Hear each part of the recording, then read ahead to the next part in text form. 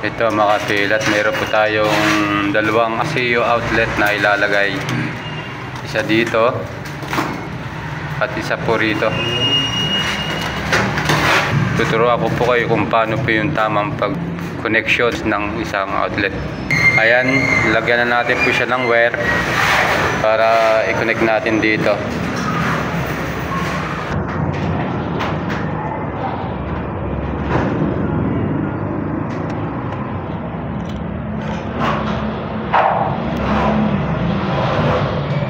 Ngayon, dito ko po kayo tuturuan dito sa kabila mga kapilat kung paano mag-splicing dito sa kabila. Ito po yung wire natin na galing sa panel board sa circuit breaker po natin. Itong dalawa na to. Kuha lang tayo ng flat screw. Ito itong binalatan natin na wire. Hati natin sa gitna mga kapilat natin. Ganun din po itong isa.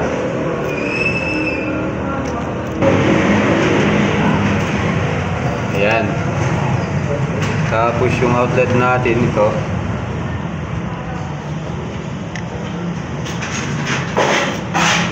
Itong wire na to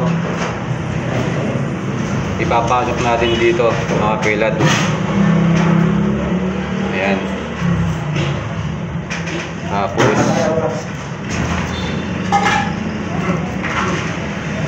paikutin natin, ipitan natin na maayos. Ayan.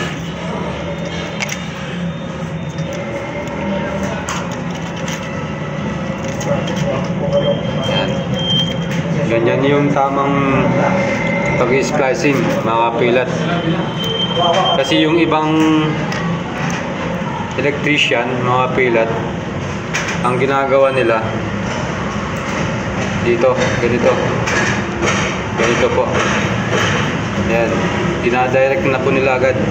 May tendency po kasi na nagkakaroon ng sunog dahil nagkakaroon po siya ng loose connection. Ito na tayo sa kabila mga kapilat.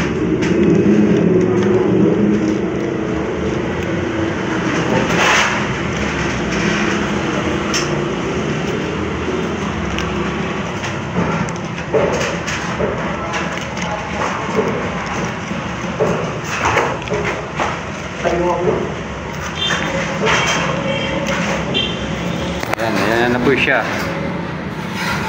Yan po yung tamang pag-splicing, pag-connect ng wire, lalo na po sa ganitong ASEO outlet. Ayun lang po mga kapilat. Ingat and God bless you po sa atin lahat.